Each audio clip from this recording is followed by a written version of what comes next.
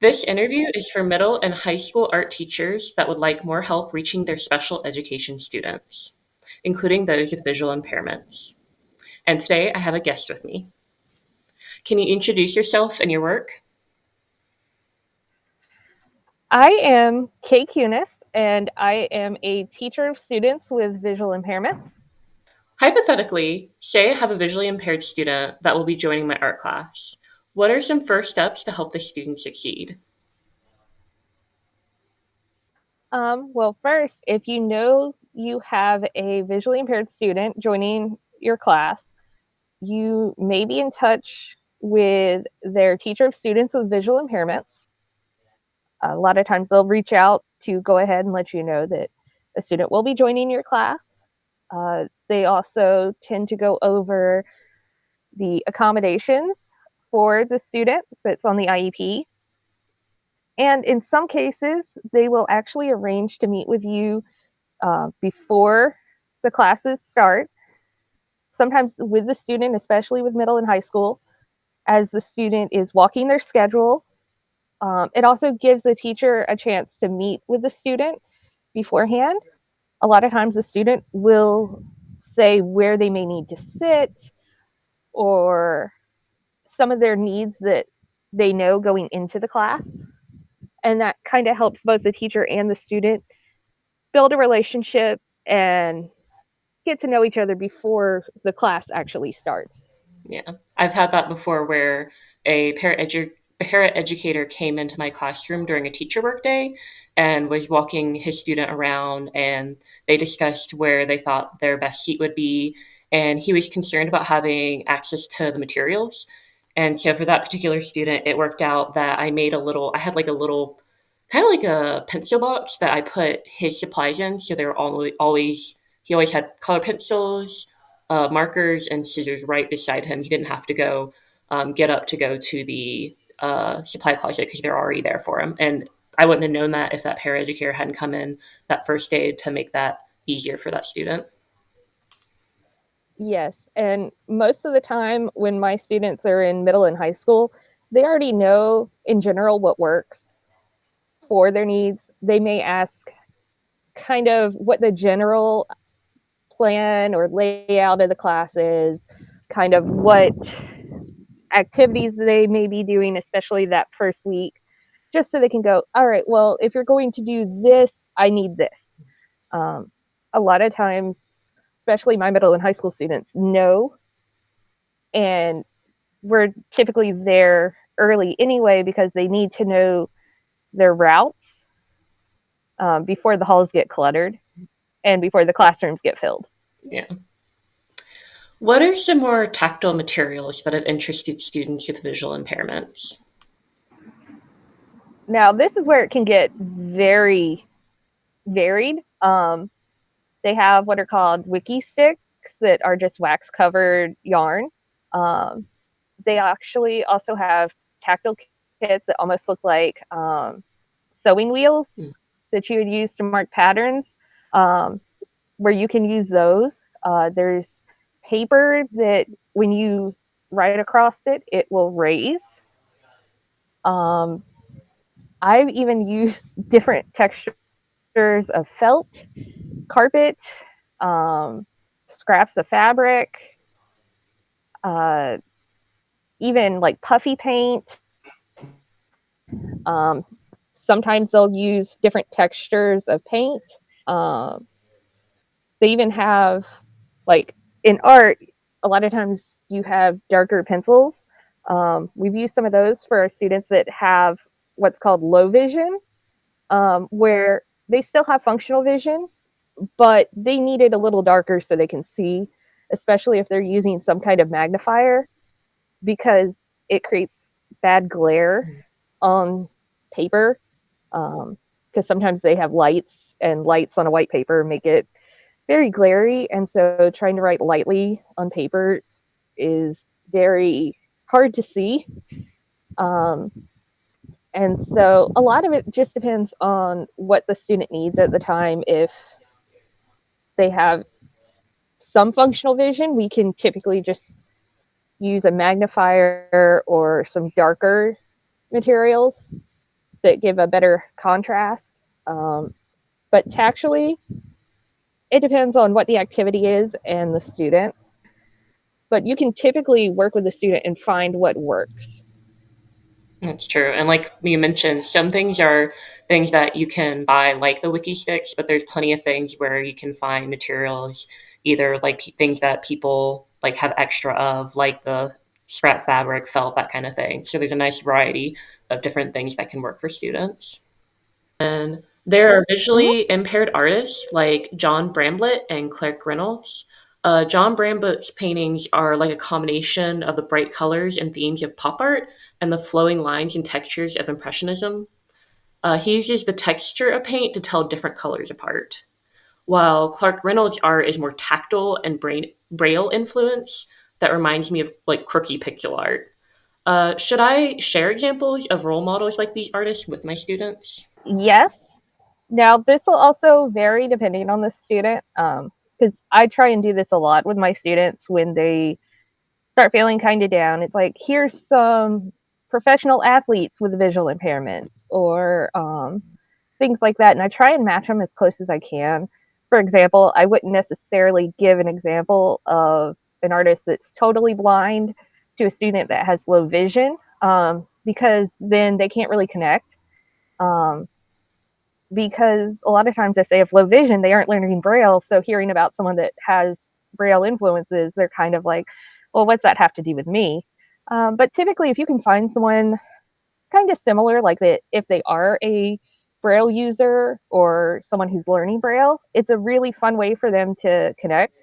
Because also, if they're a Braille learner or a Braille user, they've probably been exposed to what's called Braille art, which is when they can use the letters and numbers and contractions that they've been taught to create tactile images. Um, Most of the time, they'll do it on an embosser or their brailer, but like, for example, they may make snowmen or hearts, and then color inside of those outlines. But giving them also more age appropriate or adult artists kind of helps encourage them to keep going even when they kind of start feeling defeated, especially around middle and high school. Nice. It's great to help morale like that. Do you find digital resources or adapted traditional resources, such as high contrast, large font reading materials, more useful for students? Is a combination better, or does it vary student to student? Now, this is very varies between students. For example, I have students that are really good auditory learners. So if you're going over, say, art history, they may do well with listening to it. Um, while others may use high contrast, a lot of my students even use the accessibility features on their school issued devices. Sometimes they have access to what's called Bookshare, which will give them access to printed materials, uh, sometimes textbooks, um, but also makes the font larger and they can change the contrast. Uh, I even have some students that just prefer paper pencil. Um, so it kind of depends on the student, and they will often let you know, especially by the time they hit middle and high school, where they go, no, I want to do paper pencil, even if it's large print. Or some that just want their computer because it's easier to pull it up on the side of their desk and they know how to use read aloud features on the computer to read what's on there. How can I encourage student independence and self advocacy in the art classroom?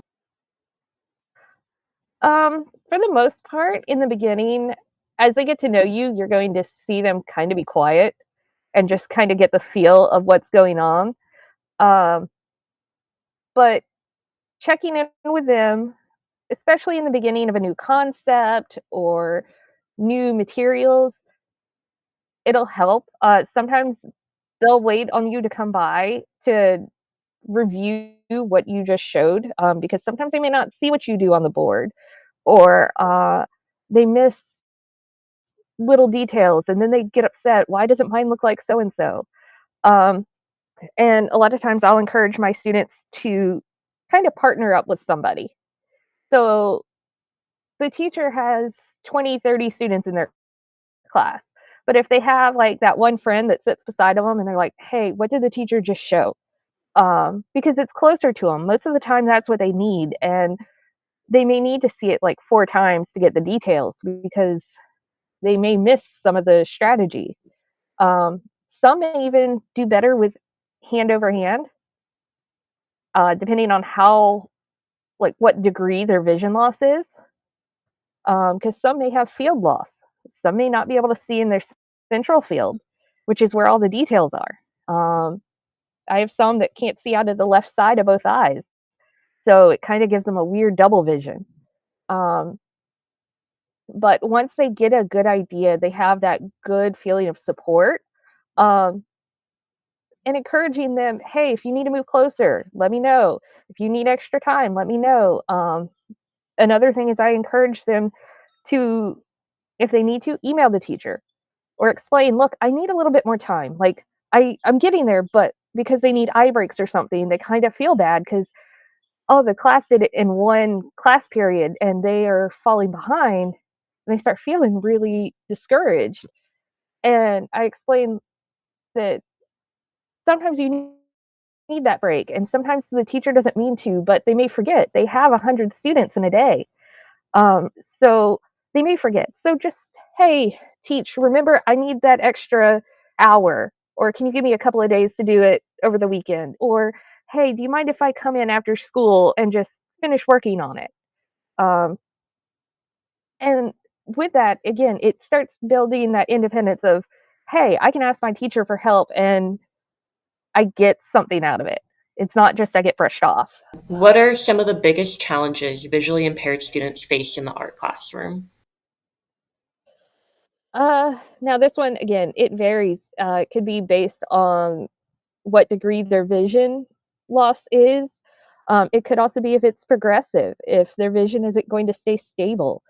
Um, or why are you taking a visual art class when you're blind?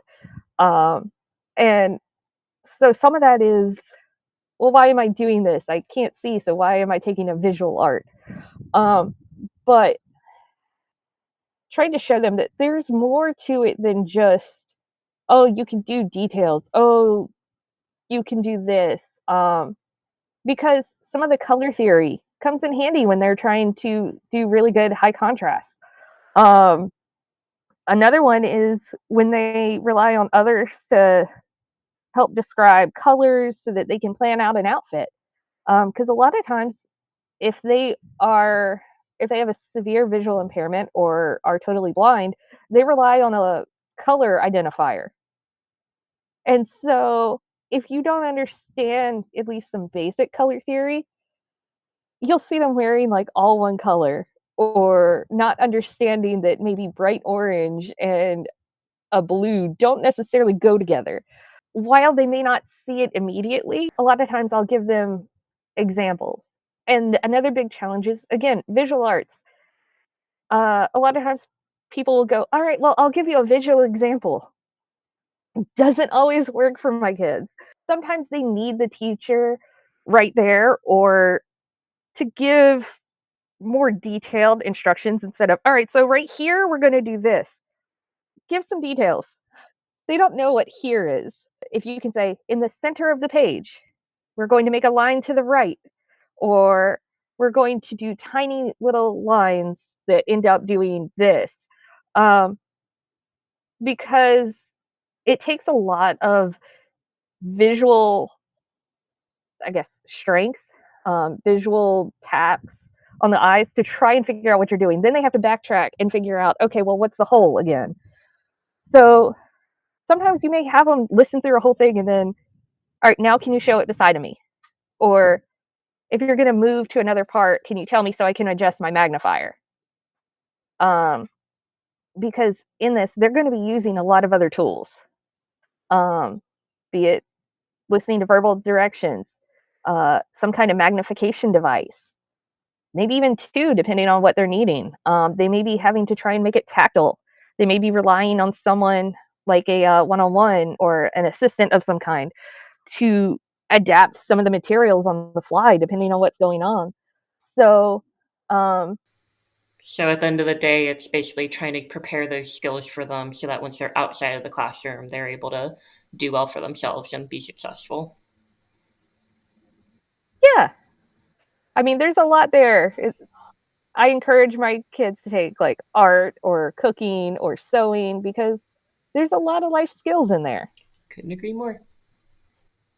Now I'd like to move to more broad questions about exceptional children. How can an art teacher improve their classroom environment to help students succeed? Um, so again, it'll depend on the student. Sometimes they can be distracted by the noise of a pencil sharpener or the door or there's glare. But a good rule of thumb is if you try and keep everything in specific locations, like if they always know that, I don't know, the pencils are on the second shelf on a bookcase, well, then they're going to feel more comfortable going, okay, that's where I go. Um, and once they also know kind of your routine, your expectations, uh, what materials are available, and that if they need to address the issue with their teacher or they have like a buddy in class, they're going to start feeling more confident and they're going to start branching out and being a little bit more comfortable when they know, okay, the teacher is going to have us do sketches today. And I know where the materials are, or I know, hey, I need, like, a good example is when you said you had a kind of a pencil box where the students' materials were there. As long as they have that consistency, is really where you're going to see a lot of growth. And also, if you connect it to things that were previously taught, or you know how we did this, well, now we're going to try it with this. Um, because depending on the disability or what their needs are, they may not always make those connections. And sometimes just that little, hey, you know how we did this? Will just help them go, oh, okay. How do you help a student whose current abilities don't live up to their expectations? This happens with all students, but students with disabilities can view their disability as an insurmountable roadblock and it can really bog them down. Well, this is a good one where first you kind of explain that everybody's art is going to be different. Um, for example, I know I'm not the best with, say, sketching, but I found that doing tactile, high contrast materials for my students has been easier for me. Um, and so when they understand that, okay, well, maybe this type of art is not my strong suit. Like some people are good at painting, and explaining that one will help them kind of understand because there are different fields of art. There's different skills again between sketching, painting, and different kinds of paint. Um, and also showing them examples of others that may have similar disabilities help them to go, I'm not alone. Because especially if they have, for example, a visual impairment, they may be the only one in their class and they may feel alone. And so giving them, hey, there are some examples of others, or while you may not be good at, I forget which artist, I actually looked up a few where they were proud that their landscapes were fuzzy because it was a drastic difference than some of their other artwork.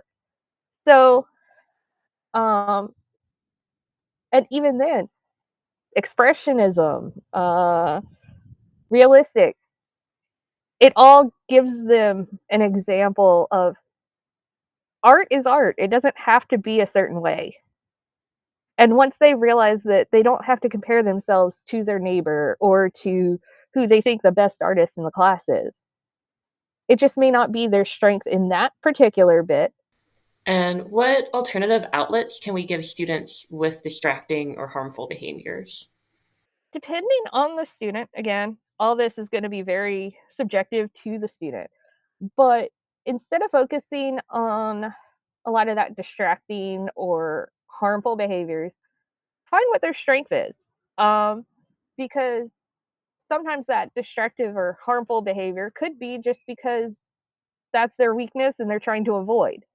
Um, so it could be as simple as finding maybe an art style where they get to rip paper and turn that into an art project. That may be like if they want to be kind of destructive in that. Um, because not everybody's going to like doing that pencil to paper. Maybe just showing that, all right, you can be destructive in some cases, but this is how it can be turned into art. Or even a reward, like if they need to work for 10 minutes and then they need to get up and move for a couple minutes and then they can refocus. It really depends on the student, and you can talk to them. You can go, hey, I need you not to do this because sometimes they'll go, I didn't realize I was doing that. And especially, I say it with middle and high school, sometimes they aren't aware of what they're doing, but they'd be willing to work with you for, oh, that's not a desired outcome or something. Well, maybe they subconsciously are tapping their pencil. They don't realize it. And they feel really bad because the pencil they're using, the lead keeps breaking. Well, maybe instead they can work on crayons or markers or something that can handle their subconscious tapping. Because again, they may not realize it if they're like really hyper and they're having to sit still. It may be kind of their outlet. So finding sometimes just tweaking a little bit with materials so that they still show the concept maybe. That's true. Yeah, the pencil tapping is the most common one I have, and their leads on their pencil do break, so I'll trade it out for a marker. And so far as I know, at least the markers I have, it doesn't damage them, so they're still able to get that. Actually, the tapping helps them focus. It'll bother other people sometimes, but it also tends to be quieter with the marker because it's plastic and not wood. So just having that alternative, looking at the root cause of why that student's doing it, and kind of giving them the alternative has really helped in my experience. Is it helpful for art teachers to share their own coping strategies with students? And what I mean by this is that teachers may not have a disability themselves, but they have different ways of how they handle themselves. Like, I know I need downtime sometimes because I'm not the most extroverted person in the world. So there will definitely be times where there's like a lull. I kind of build in time to have like a quieter, more calm down part. Do you think it's important for art teachers to share these strategies with students so they can kind of see that there's not just students with disabilities that are having different coping strategies, but it's actually something that everybody can benefit from? Yes. I actually use this a lot with some of my students because I explain, look, I've had, while I don't have your eye condition, while I don't have certain things, I have had experiences or where I've used these strategies to help. Like, for example, staring at a computer screen, it's really hard on your eyes. And even every teacher, every student needs to take those breaks because, especially during COVID, there's been a lot of studies that have shown an increase in eye strain.